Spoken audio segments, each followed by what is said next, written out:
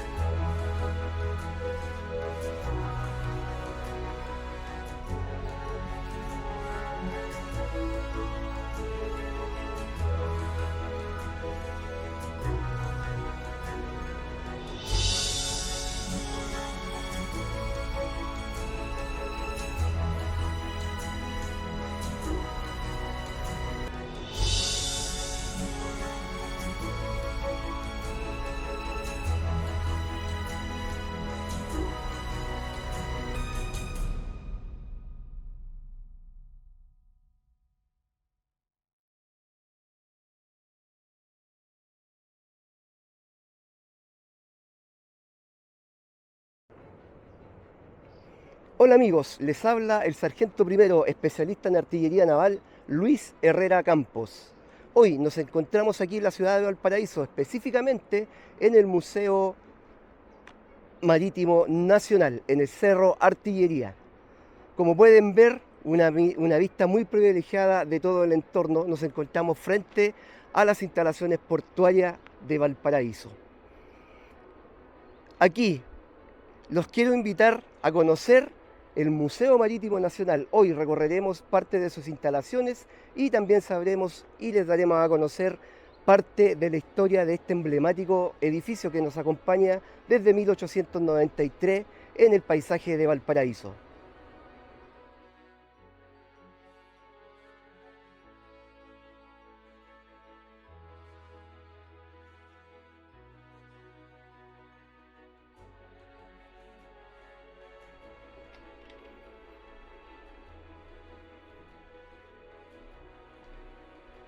Bueno amigos, como les dije anteriormente, la idea es darle a conocer algunas de las salas con las que cuenta nuestro Museo Marítimo Nacional. Aquí nos encontramos en la sala de bienvenida, una sala en la cual tenemos exposiciones temporales y mostramos las últimas donaciones que ha recibido nuestro museo.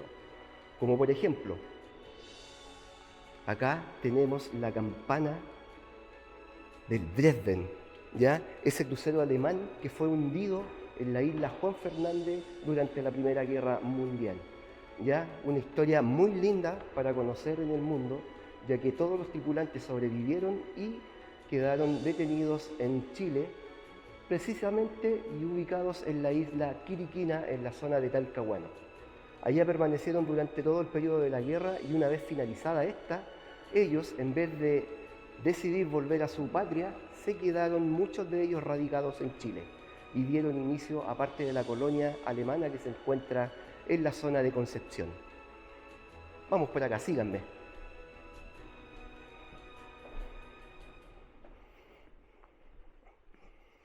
Otra de nuestras salas es la sala de glorias navales, aquí donde lo que más destaca son sus vitriales. Pero lo mejor de todo es que en estos vitriales se encuentran tres de nuestros pilares de la Armada de Chile. Bernardo Higgins, el creador de la primera escuadra nacional. Lord Alexander Cochrane, marino escocés, que vino a pelear por la independencia de Chile y que tomó el control de la escuadra por allá por el año 1818. Y bueno, nuestro máximo héroe, Arturo Prat Chacón, caído en combate aquel 21 de mayo de 1879 en la cubierta del Huáscar. Bueno, para Chile un orgullo de marino y un orgullo de persona, nuestro máximo héroe. Bueno amigos, dentro de los objetos destacados que tenemos aquí en exhibición en nuestro patio del ancla, se encuentra la campana del crucero Capitán Pratt, buque construido en New Jersey y comisionado a la Armada de Estados Unidos por allá en el año 1938. Participó durante la Segunda Guerra Mundial y ya en el año 1951 fue adquirido por la Armada de Chile, por la cual prestó sus servicios hasta el año 1982, año en el que fue dado de baja de la institución. Por eso la tenemos acá, ya que corresponde a un buque muy emblemático que participó en la Segunda Guerra Mundial y que se encuentra esta campana en exhibición, un crucero tipo Brooklyn. Siguiendo nuestro recorrido por el patio del ancla, nos vamos a encontrar en un sector una exhibición de cañones navales de fines del siglo XIX e inicios del siglo XX, como son los que tenemos en este sector de acá. Bueno, continuando con nuestro recorrido acá en el patio del ancla, nos encontramos con estos 4 cañones, 2 que son de inicios del siglo XIX y 2 que son de inicios del siglo XX. Los 2 del siglo XX cumplían una función muy específica, ya que corresponden a 2 cañones de señales que además eran utilizados para lanzar cuerdas que se utilizaban en la maniobra de atraque. Y bueno, los cañones que tenemos que son del siglo XIX corresponden a 2 cañones de uso secundario que cooperaban o ayudaban en lo que es impedir el embarco de las tropas enemigas hacia la unidad o la cubierta de nuestro buque.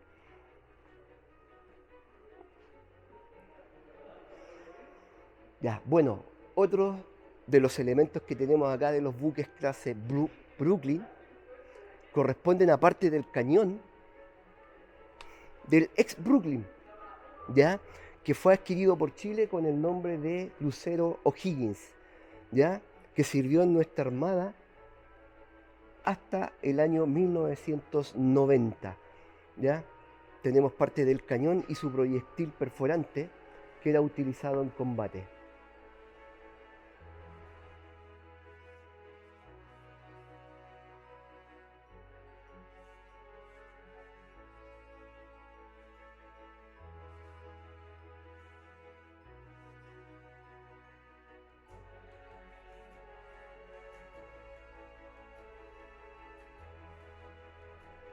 Bueno, así como también tenemos en nuestro patio en exhibición cañones y parte de la artillería naval, también tenemos en exhibición torpedos, ¿ya?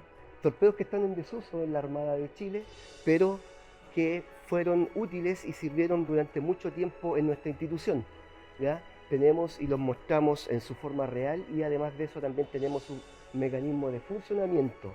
Y dato curioso, uno de los primeros torpedos usados en la historia mundial fue utilizado por la Armada de Chile durante la Guerra Civil de 1891.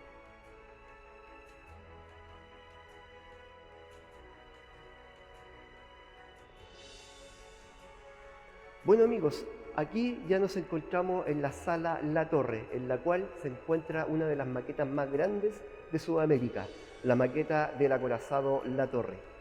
Buque que fue mandado a construir por Chile por allá por el año 1910 para celebrar su centenario. Pero bueno, por esas cosas del destino, lamentablemente no pudo llegar ya que se inició la Primera Guerra Mundial y fue decomisado por Inglaterra. Pero posteriormente a eso llegó y se integró a las filas de la Armada de Chile, un acorazado que tenía una eslora de 190 metros de largo por 28 de ancho. Esa era su manga. ¿Ya? Tenía un armamento bastante grande y un calibre bien grande para la época, pero cumplió su función. Se mantuvo en la Armada de Chile hasta el año 58, el año en el que pasó a retiro de la institución. El armamento del acorazado La Torre incluía 10 cañones Elwis Mark I de 14 pulgadas.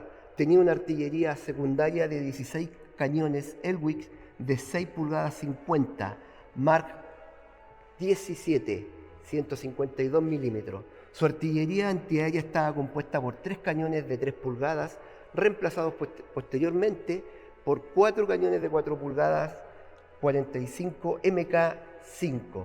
También poseía 20 ametralladoras Oerlikon de 20 milímetros a partir del año 1943. Además de eso, como defensa antisubmarina contaba con 4 tubos sumergidos de 21 pulgadas, alrededor de 533 milímetros. También, algo novedoso para la época, contaba con un hidroavión Faire 3F. Y bueno, como todo acorazado, su tripulación era bastante grande, ya que para su funcionamiento necesitaba 1.167 tripulantes. Pero además, como lo dije, un buque muy moderno para la época, contaba con 4 turbinas Brown Curtis, calderas 21 Yarrow, 4 hélices y desplazaba una potencia de 37.000 caballos de fuerza.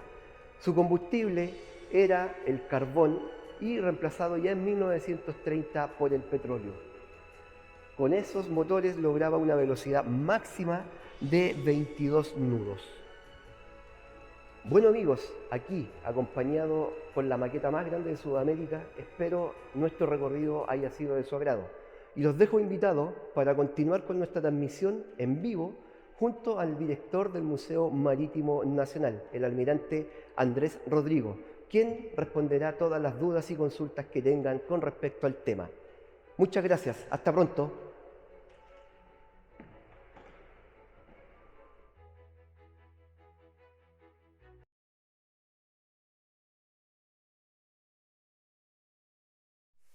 Sounds good. Okay. welcome back, everyone. We're joined here by Welcome the back. wonderful staff of the museum. And so I would like to hand it off to them so that they can introduce themselves and give a little bit of a description about their wonderful museum here in Chile. So, hello everyone. Well, firstly, I want to say thank you for inviting us, the National Maritime Museum here in Chile, to your spectacular and brilliant program event.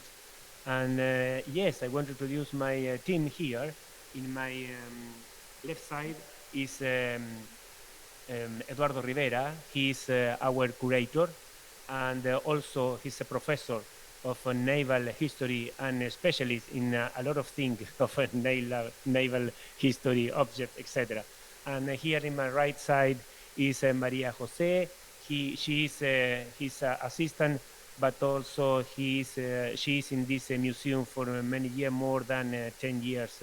So we have a strong team here. And of course, me, Admiral Rodrigo, I am here for just 3 years and very happy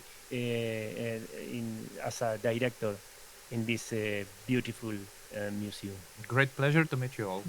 Indeed.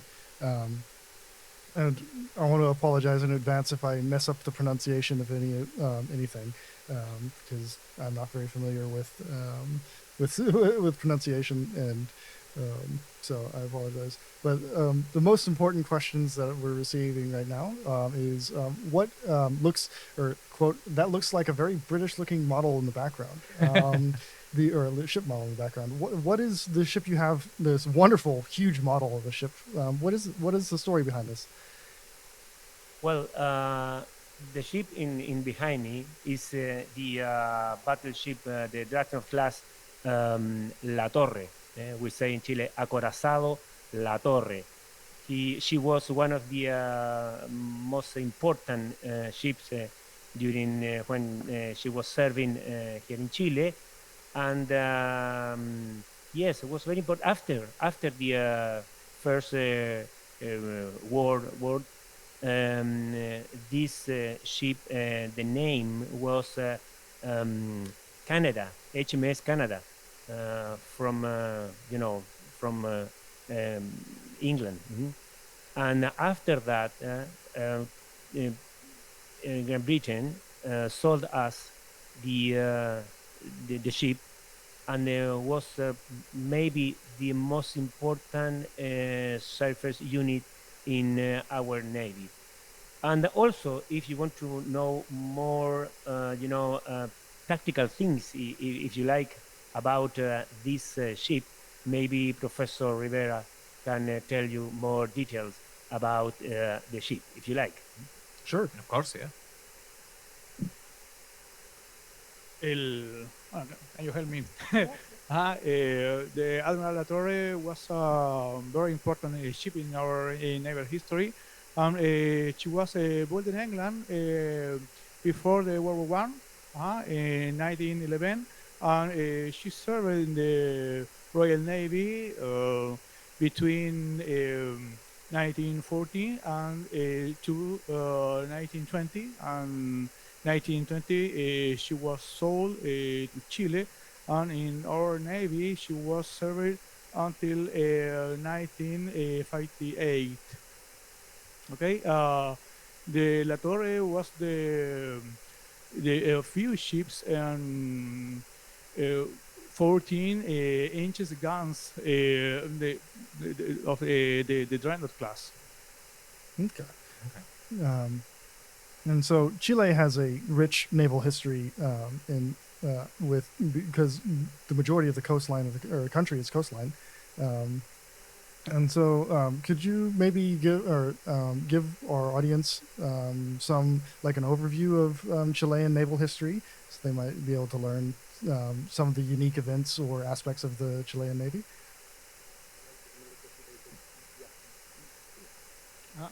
No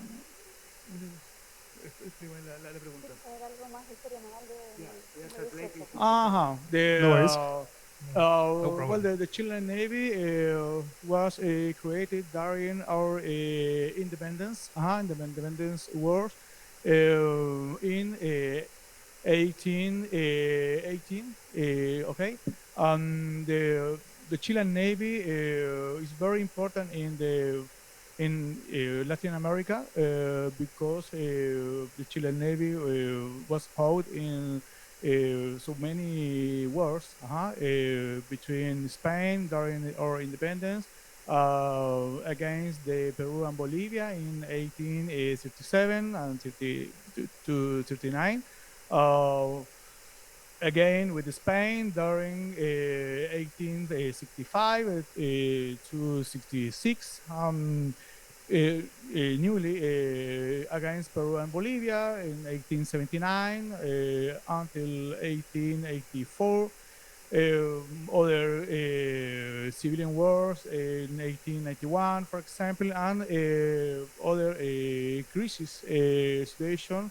For example, with the United States, the end to the 19th century, Argentina, the Chilean Navy was very important in our history because Chile is a country with a long coast. Yeah, and also I want to add, if I may, that in those periods that Professor Rivera said, so the Navy, yeah, played an important role because, as you know, we are a maritime country with a long coast and also a very wide. We remember that. We have Easter Island, so 2,000 miles, to the west from here, from where I stay right now. So we need a naval power, and yes, it was proved during our naval or our country history, because the Navy played an important role. He said a lot about different wars that we suffered, also we had during these years. Um, but at the end, the importance of the controlling the sea in order to support the effort of the war, but also in the logistics things, which is so important. So here in Chile, we have the proof that why is so important the Navy when you have a maritime country depending all of the logistics and support and the life for the human being here, controlling the sea and also controlling the logistics, you need an important sea power, as Mahan said many years ago. Right. Okay, and that's what I think, in my personal opinion. Right. Would you, or if there, do you think there's any specific events that you have, or is there like any shining moment or like special event that the Chilean Navy really showed its own and stands out in Chilean Navy history? Any specific events that you can think of? Well, there were many events, but in the past, against, in the beginning, as Professor said, against the Spanish, and also during the war against Peru and Bolivia. For example, in our history, in 1865 and 66, when our naval power was very thin, if you like. The problem was that yes, we suffered a bombardment from the Spanish, from the Spanish fleet. So the bombardment was very near from where right now here, and that was the proof that when we didn't have a naval power, we suffered, the invasion, also the bombardment of foreign, forces. But in contrast, during the war against Peru and Bolivia, well, there we proved the importance of the naval power, and also later when we have a strong navy power, during I remember it was in the conflict with Panama. Remember in 1886, yeah, when it was necessary, to put a battleship in Panama in order to, make a defense to Panama against the United States Navy. So some issues during our naval history. Yeah. Okay, I have a more like specific direct question now, probably mostly regarding to the great model that is behind you. Like one of the viewers on the chat is wondering that wasn't there a problem with the supply parts for the vessels of the general South and Central America navies, but specifically the Chilean one? In regards to making some repairs on the ships when they were built in United Kingdom. Well, like, wasn't there a problem with the spare parts for the ship? To make the modernizations of it and like. Yeah, I'm going to translate to Professor because I know that he knows very well the answer.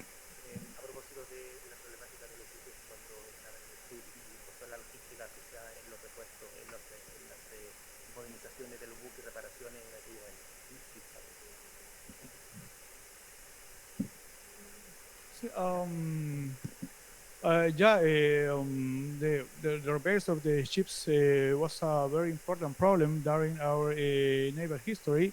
In first time, all the supplies and repairs was both in England and United States during the 20th century. By that reason, the Chilean government was created the ASMAR. ASMAR is the Chilean dockyards of the Navy near 1965. Now that shipyards was now the capability of build our ships and all the repairs and supplies for the Chilean Navy. Okay. Thank you.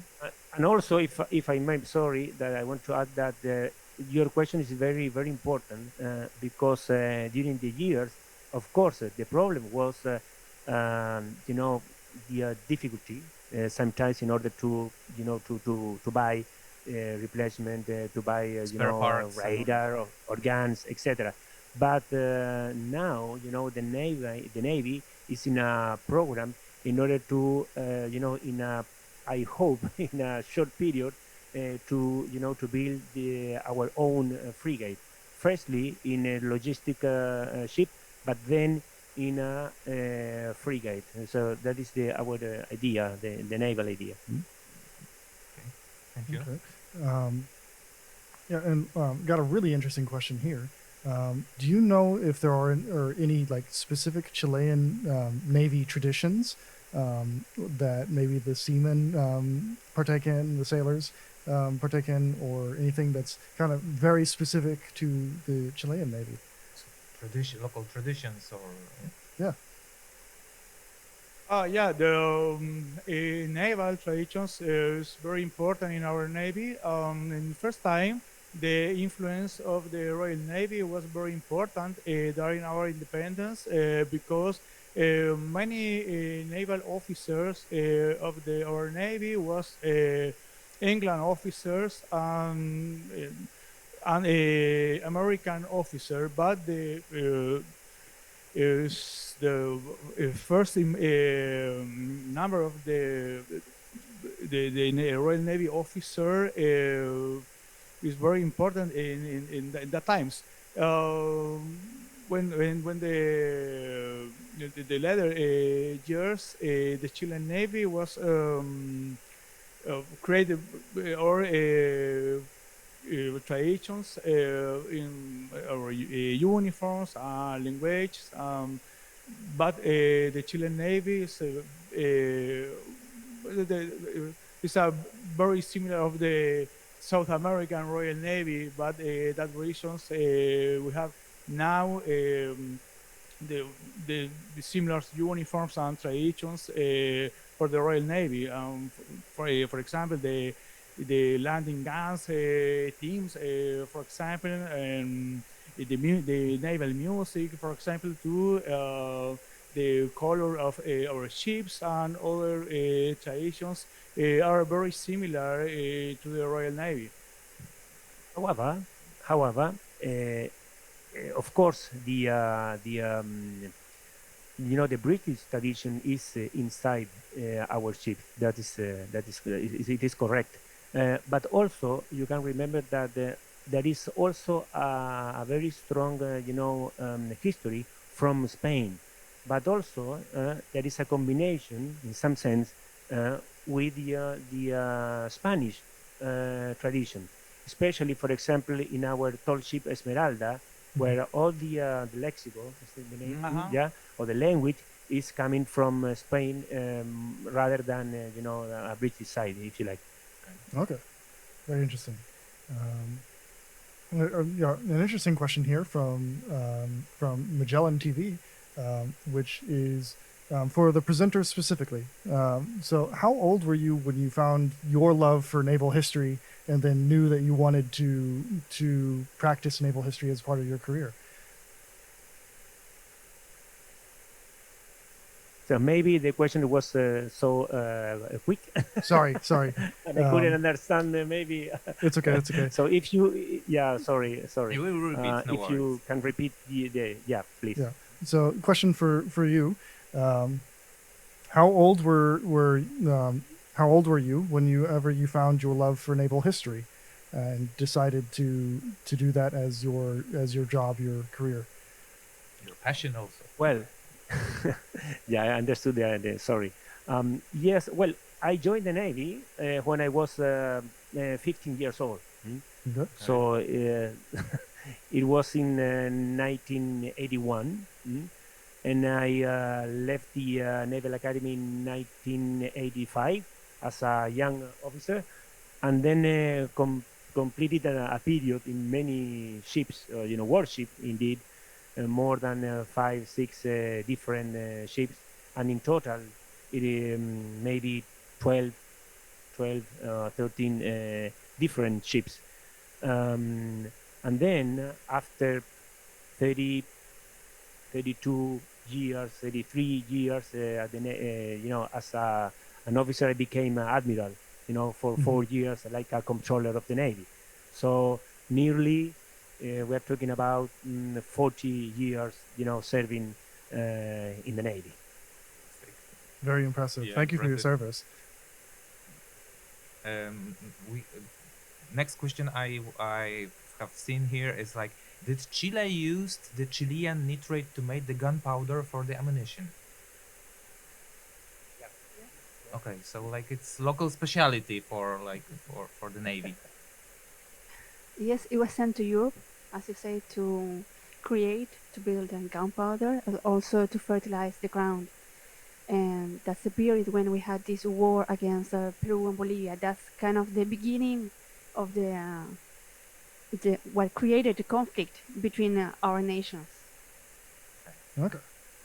And a question about the model, because it's arguably the centerpiece of the museum. Because do you know what scale it is? We were trying to figure it out from the video. We're guessing probably like around 1 to 20. 120, yes, exactly. Okay, so yeah, so that's huge, and the Almirante Latorre, if I remember right, was roughly 30,000 tons displacement.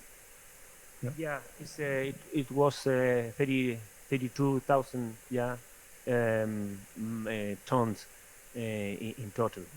It was our heavy ship for many years.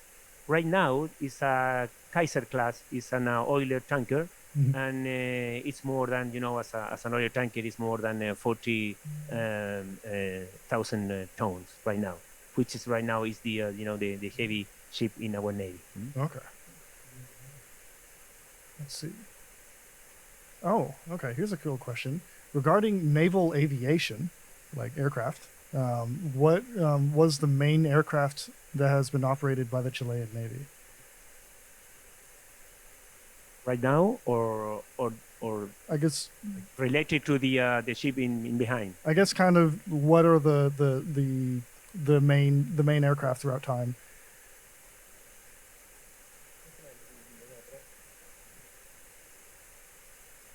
Well, related to the ship behind, we have the ship had an airplane, and the name is Faraday, Faraday 11F, or 111F. And right now, the also maybe you don't know, but the naval aviation in Chile completed 100 years old. I think 1 month ago. So it's a fresh anniversary. Okay, they so were in anniversary exactly. So they were celebrating 1 month ago, and yes, so they started with this airplane, and now we have an important airplane related to for the for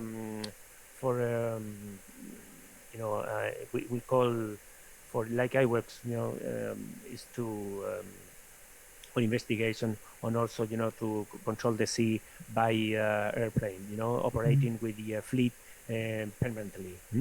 So the name is Casa, it's from Spain. This is the builder, right? Okay. The plane was used for the artillery targeting. The use of the plane. So 3 years in the battleship La Torre.